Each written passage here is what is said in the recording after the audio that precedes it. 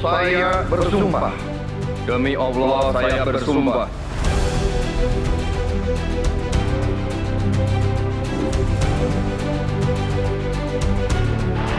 Kita harus selalu ingat, setiap pemimpin dalam setiap tingkatan harus selalu ingat, pekerjaan kita harus untuk rakyat.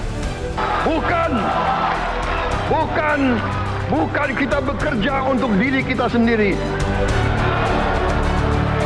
Bukan kita bekerja untuk kerabat kita. Bukan kita bekerja untuk pemimpin-pemimpin kita. Pemimpin yang bekerja untuk rakyat.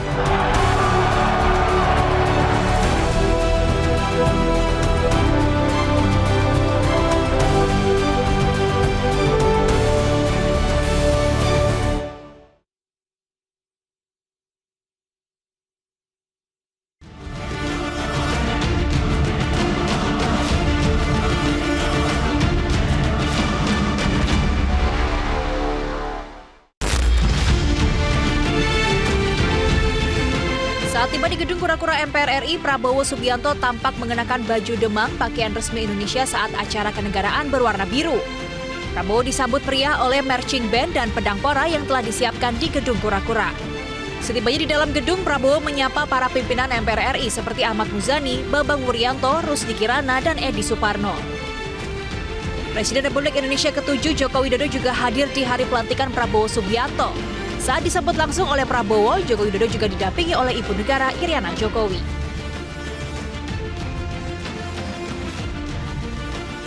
Sejumlah tamu penting turut menghadiri pelantikan Prabowo dan Gibran sebagai Presiden dan Wakil Presiden. Sekitar 1.100 tamu undangan hadiri pelantikan Prabowo Gibran. Pelantikan ini juga dihadiri oleh Presiden ke-6 Republik Indonesia Susilo Bambang Yudhoyono, Wapres ke-8 Tri Sutrisno, Wapres ke-11 Republik Indonesia Budiono, dan Wapres ke-10 dan 12 Republik Indonesia Yusuf Kala. 33 tamu negara lainnya juga hadir seperti Kepala Negara, Wakil Kepala Negara, mantan Presiden, dan utusan khusus. Usai resmi dilantik menjadi Presiden ke-8 Republik Indonesia, Prabowo Subianto langsung meninggalkan gedung MPR RI untuk menuju Istana Negara untuk agenda pisah sambut dengan Joko Widodo.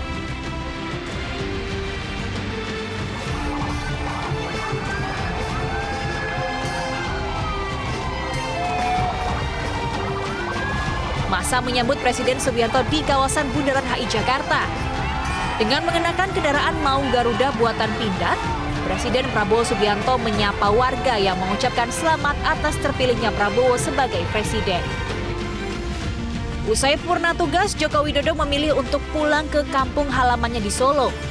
Presiden Prabowo Subianto langsung mengantarkan Jokowi ke Bandara Halim Perdana Kusuma untuk bertolak ke Solo.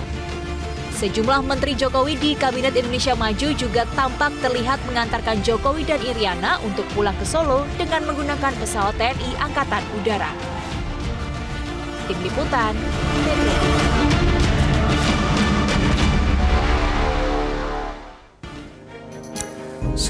Selamat siang pemirsa.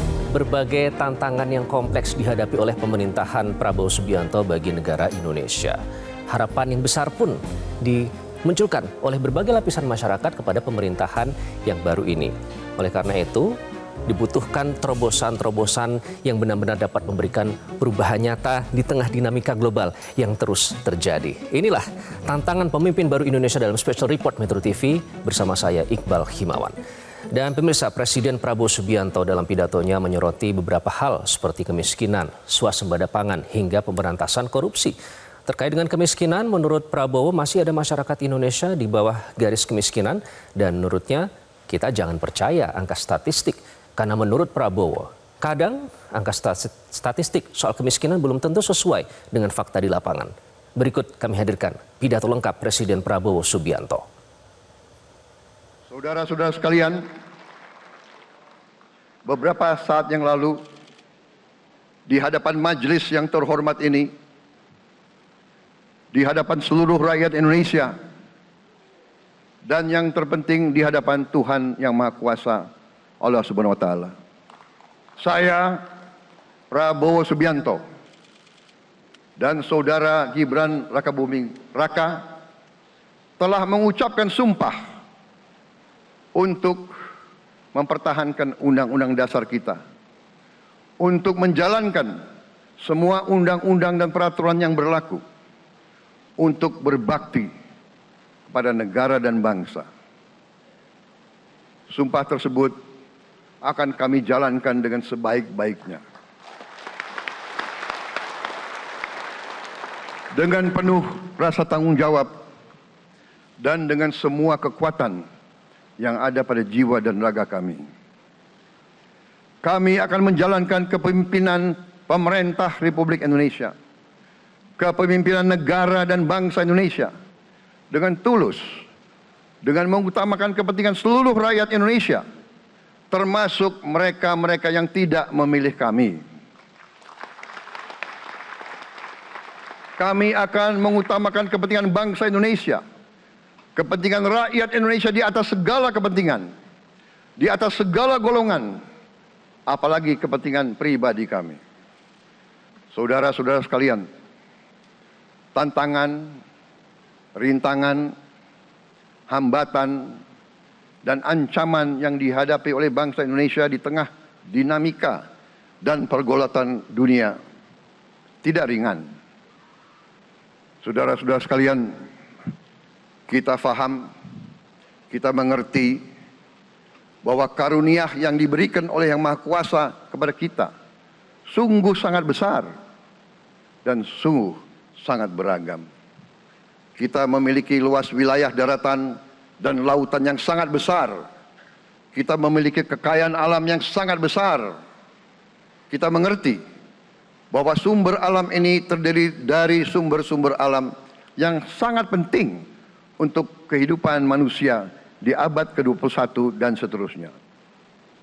Namun, di tengah segala karunia tersebut, di tengah segala kelebihan yang kita miliki, yang memang membuat kita harus menghadapi masa depan dengan optimis, tetapi kita pun harus berani untuk melihat hambatan, tantangan, rintangan, ancaman, dan kesulitan yang ada di hadapan kita. Saya selalu mengajak saudara-saudaraku sebangsa dan setanah air untuk menjadi bangsa yang berani, bangsa yang tidak takut tantangan, bangsa yang tidak takut rintangan, bangsa yang tidak takut ancaman. Saudara-saudara sekalian, sesungguhnya sejarah kita adalah sejarah dengan penuh kepahlawanan, penuh pengorbanan, penuh keberanian. Tidak hanya pemimpin-pemimpin, tapi keberanian rakyat kita menghadapi segala tantangan, bahkan invasi-invasi dari bangsa lain. Saudara-saudara sekalian, kita faham dan kita mengerti bahwa kemerdekaan kita bukan hadiah. Kemerdekaan kita dapat dengan pengorbanan yang sangat besar. Saudara-saudara sekalian, dan kita harus faham dan ingat selalu, pengorbanan yang paling besar adalah pengorbanan dari rakyat kita yang paling miskin, wong cilik yang berjuang, yang memberi makan kepada pejuang-pejuang. Janganlah kita lupa, waktu kita perang kemerdekaan, kita tidak punya anggaran, kita tidak punya APBN, pasukan kita tidak digaji. Siapa yang memberi makan kepada kita? Yang beri makan adalah para petani di desa-desa. Yang beri makan adalah para nelayan. Yang beri makan adalah para pekerja. Terus-menerus mereka yang mendirikan Republik Indonesia. Sekarang saya mengajak saudara-saudara, terutama unsur pimpinan dari semua kalangan, dari kalangan cendekiawan, dari kalangan ulama, dari kalangan pengusaha, dari kalangan pemimpin politik, dari kalangan pemuda dan mahasiswa. Mari kita berani menghadapi tantangan-tantangan tersebut. Saudara-saudara sekalian, tantangan yang besar yang kita hadapi ada yang berasal dari luar kita. Tapi harus kita akui, harus kita berani mengakui, banyak tantangan, banyak kesulitan, banyak rintangan yang berasal dari diri kita sendiri. Ada tantangan-tantangan, kesulitan-kesulitan yang terjadi karena kita kurang waspada. Karena kadang-kadang kita tidak handal dan tidak piawai dalam mengurus kekayaan kita sendiri. Saudara-saudara sekalian, marilah kita berani mawas diri. Marilah kita berani menatap wajah kita sendiri. Dan mari kita berani memperbaiki diri kita sendiri. Marilah kita berani mengoreksi diri kita sendiri.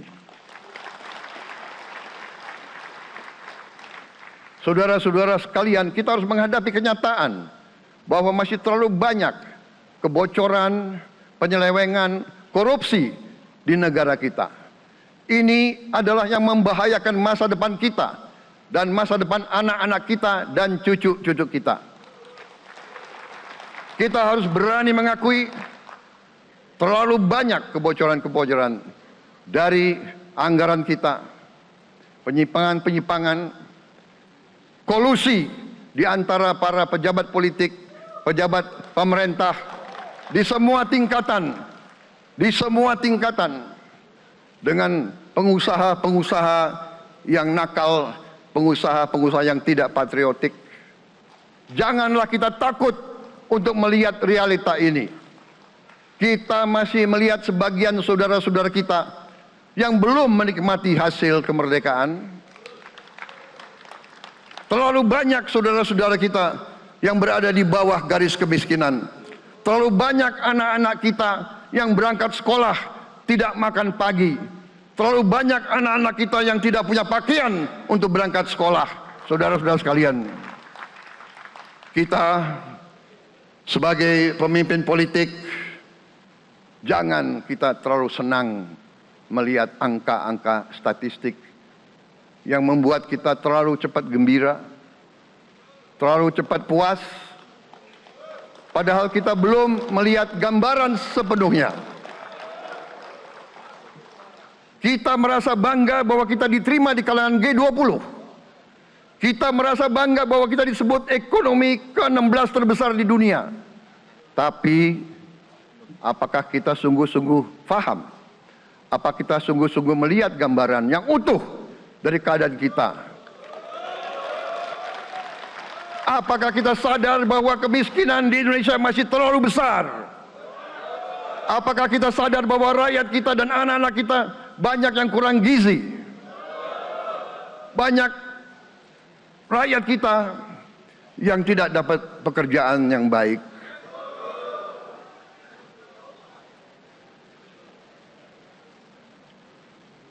Banyak sekolah-sekolah kita yang tidak terurus. Saudara-saudara sekalian, kita harus berani melihat ini semua. Dan kita harus berani menyelesaikan masalah ini semua.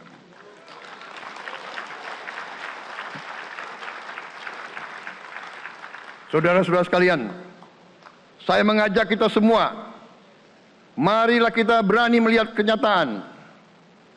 Kita boleh bangga dengan prestasi kita, tapi marilah kita jangan tertegun, jangan terlalu cepat puas, jangan terlalu cepat gembira dengan menutup mata dan hati kita terhadap tantangan-tantangan dan penderitaan saudara-saudara kita.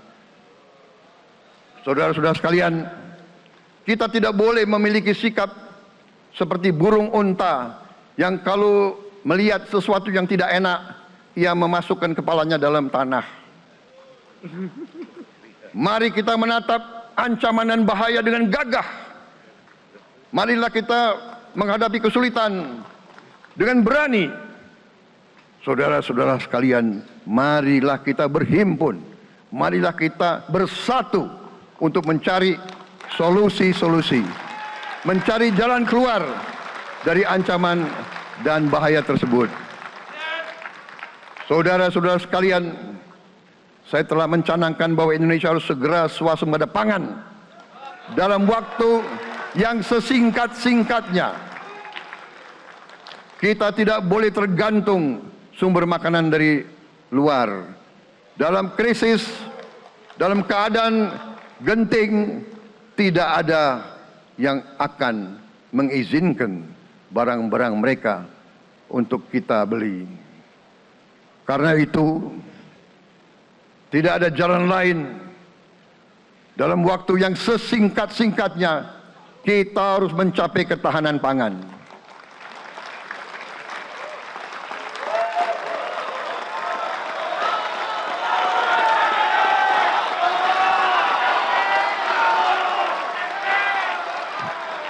Kita harus mampu memproduksi dan memenuhi kebutuhan pangan seluruh rakyat Indonesia.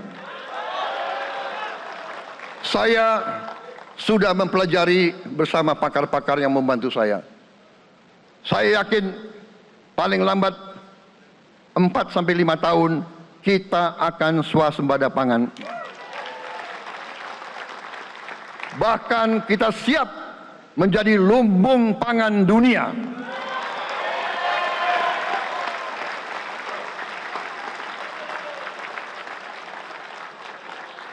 Saudara-saudara sekalian, kita juga harus swasembada energi. Dalam keadaan ketegangan, dalam keadaan kemungkinan terjadi perang di mana-mana, kita harus siap dengan kemungkinan yang paling jelek. Negara-negara lain harus memikirkan kepentingan mereka sendiri. Kalau terjadi hal yang tidak kita inginkan, sulit akan kita dapat sumber energi dari negara lain. Karena itu, kita harus swasembada energi dan kita mampu untuk swasembada energi. Kita diberi karunia oleh Tuhan Maha Besar. Tanaman-tanaman yang membuat kita bisa tidak tergantung bangsa lain. Tanaman-tanaman seperti kelapa sawit bisa menghasilkan solar dan bensin. Kita juga punya tanaman-tanaman lain seperti singkong, tebu, sagu, jagung, dan lain-lain. Kita juga punya energi bawah tanah, geotermal yang cukup. Kita punya batu bara yang sangat banyak. Kita punya energi dari air yang sangat besar. Saudara-saudara sekalian, pemerintah yang saya pimpin nanti akan fokus untuk mencapai swasembada energi. Kita juga harus mengelola air kita dengan baik. Alhamdulillah kita punya sumber air yang cukup. Dan kita sudah punya teknologi menghasilkan air yang murah dan yang bisa memenuhi kebutuhan kita. Saudara-saudara sekalian, juga semua subsidi, bantuan kepada rakyat kita yang masih dalam keadaan susah, harus kita yakin subsidi-subsidi itu sampai kepada mereka yang butuhkan. Kita harus berani meneliti dan kalau perlu kita robah subsidi itu harus kepada langsung keluarga-keluarga yang membutuhkan itu. Dengan teknologi digital kita akan mampu sampai subsidi itu sampai ke setiap keluarga yang membutuhkan. Tidak boleh aliran-aliran bantuan itu tidak sampai ke mereka yang butuh itu. Saudara-saudara, anak-anak kita semua harus bisa makan bergizi minimal 1 kali sehari. Dan itu akan kita lakukan dan itu bisa kita lakukan, saudara-saudara sekalian. Selain itu, menjamin, melindungi mereka yang paling lemah untuk mencapai kesejahteraan sejati, kemakmuran yang sebenarnya. Kita harus melakukan hilirisasi kepada semua komoditas yang kita miliki. Nilai tambah dari semua komoditas itu harus menambah kekuatan ekonomi kita sehingga rakyat kita bisa mencapai tingkat hidup yang sejahtera. Seluruh komoditas kita harus bisa dinikmati oleh seluruh rakyat Indonesia. Saya sudah katakan, kita harus berani menghadapi dan memberantas korupsi dengan perbaikan sistem, dengan penegakan hukum yang tegas, dengan digitalisasi. Insya Allah kita akan kurangi korupsi secara signifikan. Tapi ini harus kita lakukan. Seluruh unsur pimpinan harus memberi contoh. Ingarso sing tulodo. Saudara-saudara sekalian, ada pepatah yang mengatakan, kalau ikan menjadi busuk, busuknya mulai dari kepala. Semua pejabat dari semua eselon dan semua tingkatan harus memberi contoh untuk menjalankan kepemimpinan pemerintahan yang sebersih-bersihnya. Mulai dengan contoh dari atas dan sesudah itu penegakan hukum yang tegas dan keras. Saudara-saudara sekalian, semua kita percaya dan kita yakin kita akan punya kekuatan untuk bisa menghilangkan kemiskinan dari bumi Indonesia. Ini sasaran yang berat. Bahkan banyak yang mengatakan bahwa ini sesuatu yang tidak mungkin. Saudara-saudara, pemimpin yang berani, pemimpin yang baik akan terpanggil untuk menghadapi yang tidak mungkin dan mencari jalan agar yang tidak mungkin kita atasi.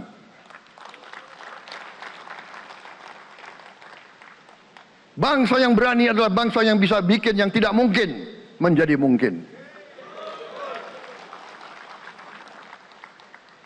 Saudara-saudara, di tengah itu cita-cita yang begitu besar, yang begitu kita idam-idamkan, kita perlu suasana kebersamaan. Kita perlu suasana persatuan. Kita perlu kolaborasi kerjasama, bukan cekcok yang berkepanjangan. Kita perlu pemimpin-pemimpin yang tidak caci maki, pemimpin-pemimpin yang arif, yang bijaksana, yang mengerti dan cinta budaya dan sejarah bangsa sendiri, yang bangga dengan adab, tradisi, dan adat bangsa kita sendiri. Kita dari sejak dahulu, pemikiran, kehendak, dan rancang bangun pendiri-pendiri bangsa kita, dari sejak awal bangsa ini berdiri, kita ingin menjadi bangsa yang berdemokrasi. Kita menempatkan kedaulatan rakyat setinggi-tingginya. Dalam dasar negara kita, Pancasila, kerakyatan merupakan sendi utama dari kelima sila yang kita junjung tinggi.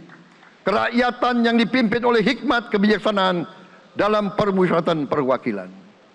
Kita menghendaki kehidupan demokrasi, tapi marilah kita sadar bahwa demokrasi kita harus demokrasi yang khas untuk Indonesia. Demokrasi yang cocok untuk bangsa kita. Demokrasi yang berasal dari sejarah dan budaya kita. Demokrasi kita harus demokrasi yang santun. Demokrasi di mana berbeda pendapat harus tanpa permusuhan. Demokrasi di mana mengoreksi harus tanpa caci maki. Bertarung tanpa membenci. Bertanding tanpa berbuat curang.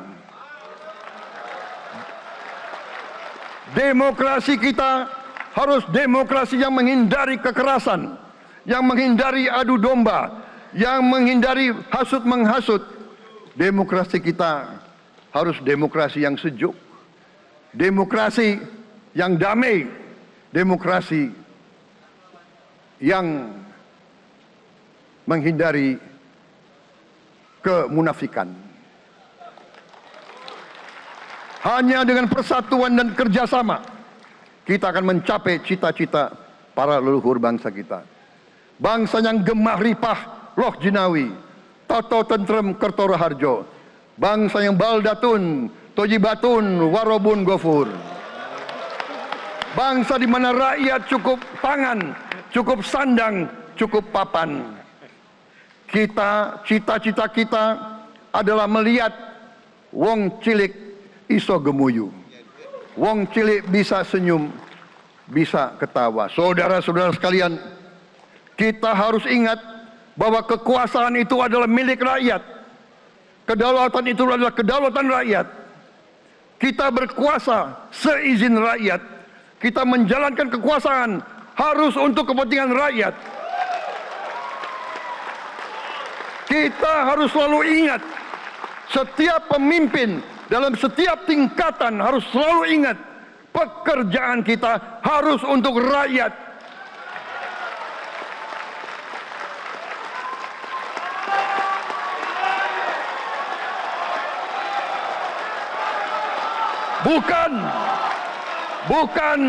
Bukan kita bekerja untuk diri kita sendiri.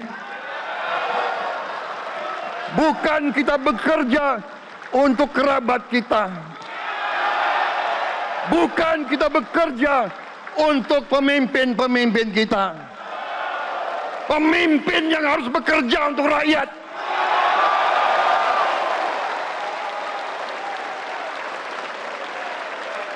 Saudara-saudara sekalian, kita harus mengerti selalu, sadar selalu bahwa bangsa yang merdeka adalah bangsa di mana rakyatnya merdeka. Rakyat harus bebas dari ketakutan, bebas dari kemiskinan, bebas dari kelaparan, bebas dari kebodohan, bebas dari penindasan, bebas dari penderitaan. Saudara-saudara sekalian, masih ada saudara-saudara kita usianya di atas 70 tahun masih menarik becak. Ini bukan ciri-ciri bangsa yang merdeka.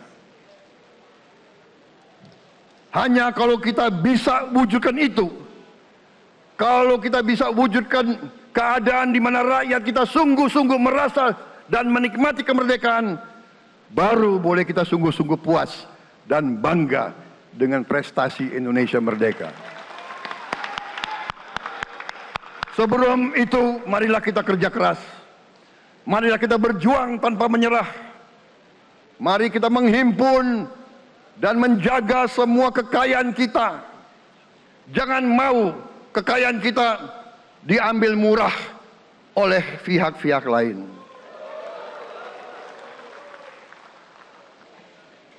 Saudara-saudara sekalian, semua kekayaan kita harus sebesar-besarnya untuk kepentingan dan kemakmuran rakyat kita.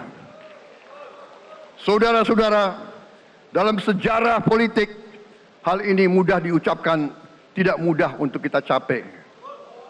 Tapi kita bisa capai kalau kita bersatu dan bekerja sama. Marilah kita bangun masa depan bersama. Marilah kita menganggap rekan-rekan kita, walaupun berbeda suku, berbeda agama, berbeda partai, berbeda golongan, kita adalah sama-sama anak Indonesia. Bertanding semangat, sesudah bertanding, mari kita berhimpun kembali. Presiden Joko Widodo mengalahkan saya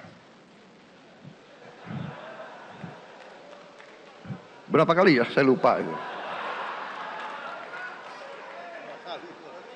Tapi begitu beliau menang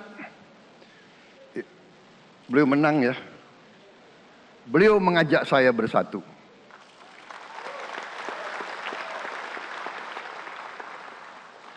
Dan saya menerima ajakan itu. Sekarang saya yang menang. Dan saya mengajak semua pihak, ayo bersatu.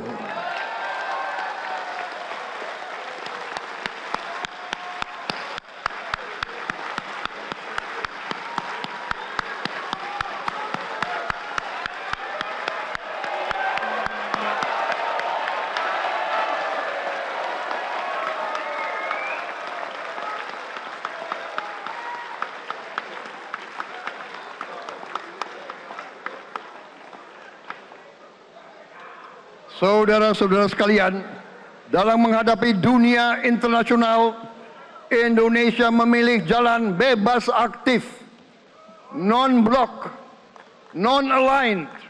Kita tidak mau ikut fakta-fakta militer manapun. Kita memilih jalan bersahabat dengan semua negara. Sudah berkali-kali saya cadangkan, Indonesia akan menjalankan politik luar negeri sebagai negara yang ingin menjadi tetangga yang baik. We want to be the good neighbor. Kita ingin menganut filosofi kuno, 1000 kawan terlalu sedikit, 1 lawan terlalu banyak.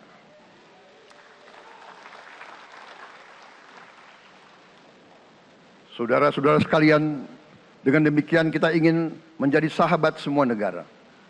Tapi kita punya prinsip. Prinsip kita adalah prinsip anti penjajahan. Karena kita pernah mengalami penjajahan. Kita anti penindasan. Karena kita pernah ditindas. Kita anti rasialisme. Kita anti apartheid. Karena kita pernah mengalami apartheid. Waktu kita dijajah, bahkan kita digolongkan lebih rendah dari anjing. Banyak prasasti dan marmer, banyak papan-papan di mana disebut Honden en Inlander Verboden. Saya masih lihat prasasti di kolam renang Manggarai tahun 78. Honden en Inlander Verboden. Saudara-saudara, karena itu kita punya prinsip, kita harus solider, kita harus membela rakyat-rakyat yang tertindas di dunia ini. Karena itu kita mendukung kemerdekaan rakyat Palestina.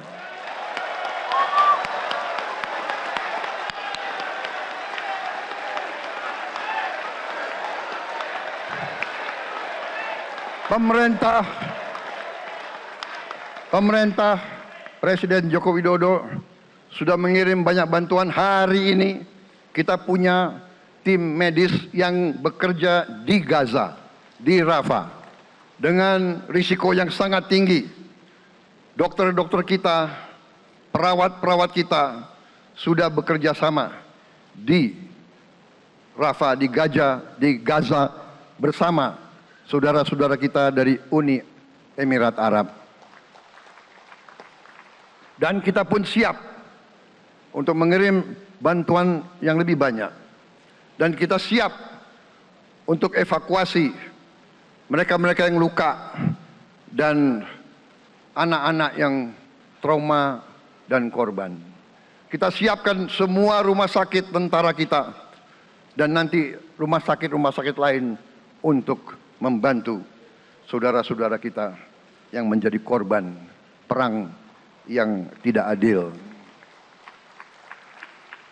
Saudara-saudara, kita menjadi bangsa yang harus berterima kasih kepada generasi pembebas, kepada Bung Karno, Bung Hatta, pahlawan-pahlawan yang lain, I Gusti Ngurah Rai, Kapitan Patimura, Sultan Nasruddin, Teku Umar, Cut Nyak semua pahlawan yang tidak bisa kita sebut satu persatu.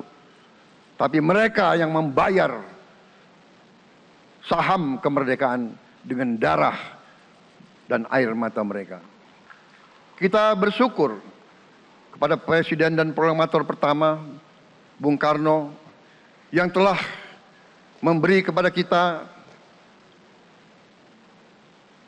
ideologi negara, Pancasila.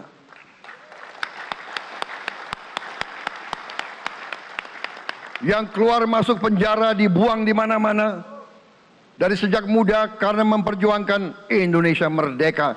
Indonesia tidak mau menjadi darah bagi bangsa-bangsa lain. Soekarno, Hatta, Syahrir, semua pendiri bangsa ini berkorban dan telah memimpin kita dengan baik.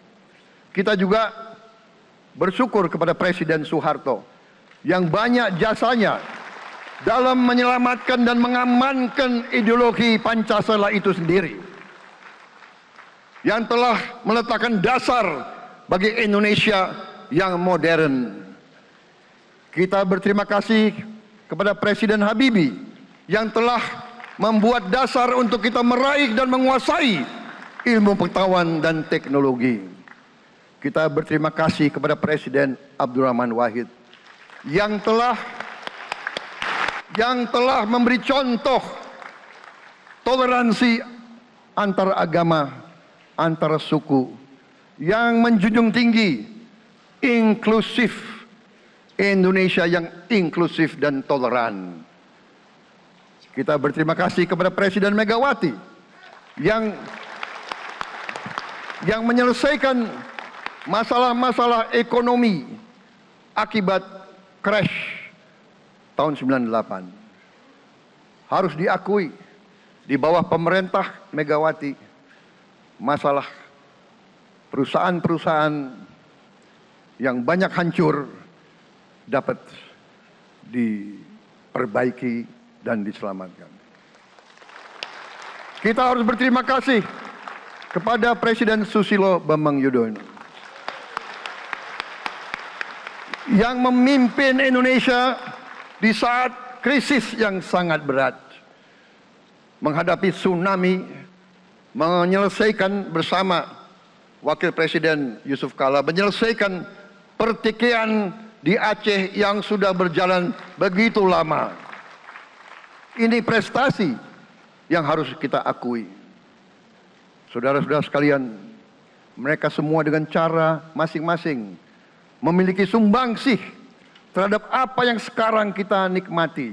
Negara kesatuan yang utuh, yang berdaulat, yang merdeka, yang terus menjaga dan berjuang untuk kemerdekaan dan keadilan. Saudara-saudara sekalian, sekarang kita ucapkan terima kasih juga kepada Presiden Republik Indonesia yang ke-7. Presiden Joko Widodo dengan Wakil Presiden Profesor Ma'ruf Amin.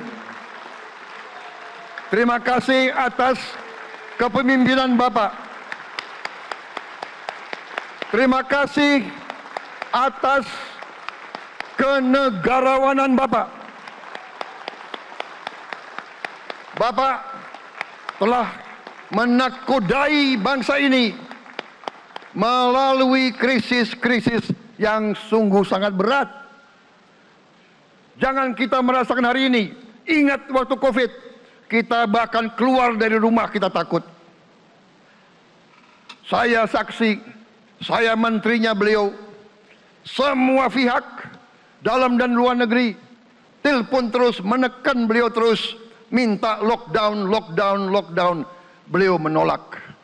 Beliau berpikir, kalau kita lockdown, bagaimana wong cilik, bagaimana warung Tegal, bagaimana ojol, bagaimana rakyat-rakyat yang makannya dari upah harian. Jangan kita lupa prestasi pemimpin-pemimpin kita. Terima kasih Pak Jokowi. Terima kasih Profesor Ma'ruf Amin. Anda telah berjasa. Anda akan dikenang sebagai putra Indonesia yang termasuk terbaik. Saudara-saudara sekalian, akhir kata, saya mohon doa restu saudara-saudara. Mari kita bangun Indonesia di atas landasan yang sudah dirintis oleh pendahulu-pendahulu kita. Mari kita belajar semua kekurangan kita akui dan kita perbaiki. Hentikan dendam, hilangkan kebencian, bangun kerukunan, bangun gotong royong. Itu kepribadian bangsa Indonesia. Itu ajaran Bung Karno sendiri. Saudara-saudara sekalian,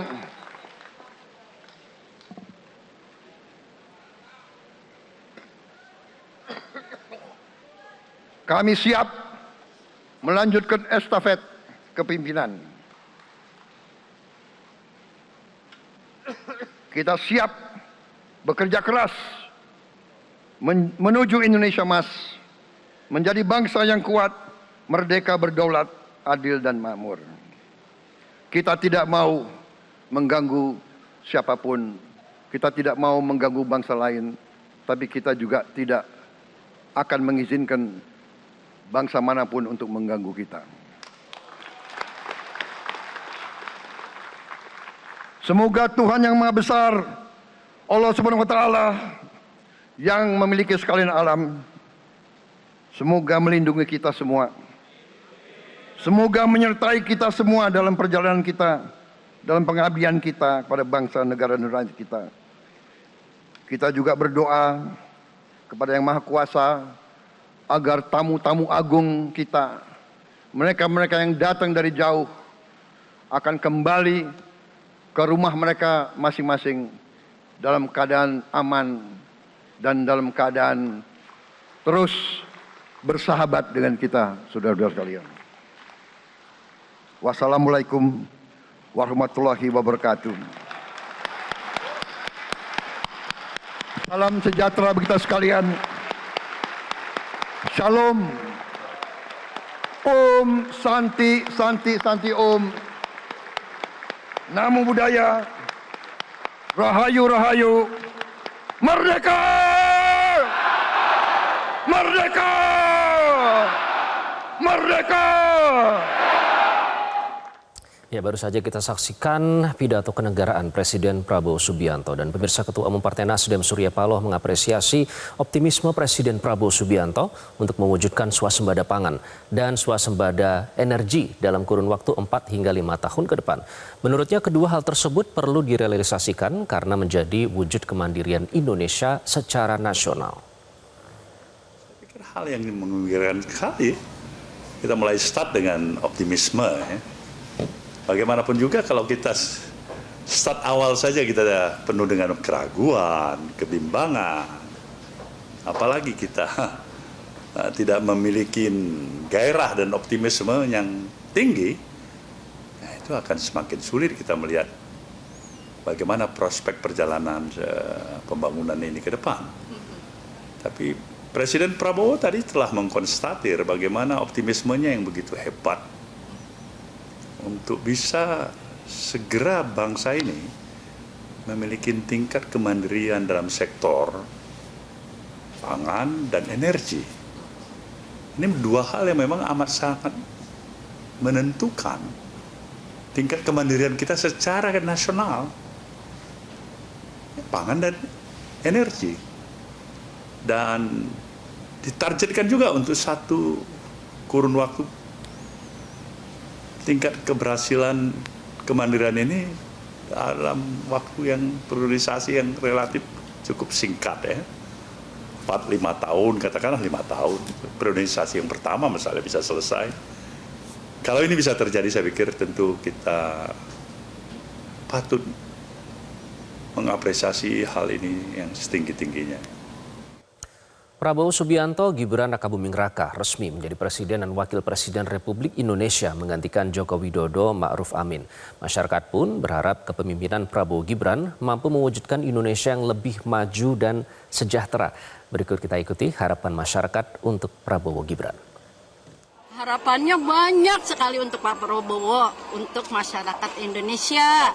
Pertama, pendidikan biar lebih banyak yang gratis. Kedua, banyak kinerja untuk kerjaan untuk kedepannya gimana, yang pengangguran-pengangguran. Ketiga, untuk kesehatan. Saya berharap untuk kedepannya Indonesia lebih maju dan lebih berjaya di mata dunia. Karena saya lihat kepemimpinan Pak Prabowo ini sangat bagus, mulai dari sebagai Menteri Pertahanan sampai dia sekarang ini dilantik sebagai Presiden karena atas dukungan rakyat Indonesia semuanya.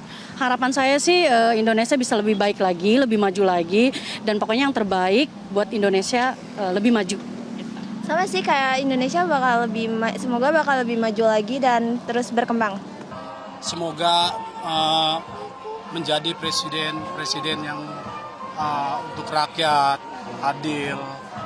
Harapannya saya sih pengennya sandang pangan lebih murah lagi gitu.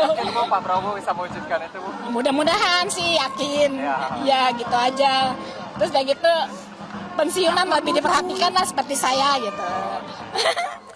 Ketua Umum Partai Nasdem Surya Paloh mengatakan wujud dukungan Partai Nasdem terhadap pemerintahan Presiden Prabowo Subianto dan Wakil Presiden Gibran Rakabuming Raka adalah lewat 69 anggota DPR RI yang siap mengawal pemerintahan Prabowo Gibran. Pengawalan tersebut meliputi hak budgeting, hak legislasi, serta pengawasan. Bagaimanapun obsesi besar, keinginan besar, penegasan yang diberikan oleh top eksekutif pemerintahan Presiden Republik Indonesia. Keinginan untuk kemandirian misalnya, dalam tadi saya ulangin kembali, sektor pangan, di sektor energi, dan lain-lain hal. Pengawasan hukum dan sebagainya. Tapi posisi dan peran DPR tetap harus bisa memfungsikan posisi perannya dengan fungsi tugas, baik itu dimulai dengan tugas-tugas yang melekat. Apakah itu hak budgeting? Apakah itu hak legislasi? Apakah itu pengawasan? Seoptimal mungkin, bukan antara ada dan tiada. Harus ada tekad, harus ada semangat, harus ada juga keberanian untuk berbeda pandangan dengan satu tujuan dan niat baik di sana. Agar apa? Agar check and balance tetap terjaga. Itu yang dibutuhkan oleh negeri ini. Harapan besar dimunculkan oleh masyarakat terkait dengan pemerintahan Prabowo Gibran ini menyikapi dinamika global yang tengah terjadi. Oleh karena itu tantangan kompleks diharapkan dapat dijawab melalui kebijakan-kebijakan yang pro rakyat yang nanti akan dikeluarkan oleh pasangan Prabowo Gibran sehingga mereka terbukti mampu menjawab tantangan pemimpin baru Indonesia.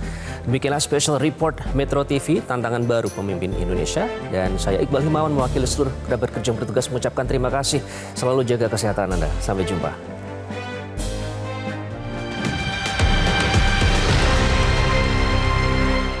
Jelajahi cara baru mendapatkan informasi. Download Metro TV Extend sekarang.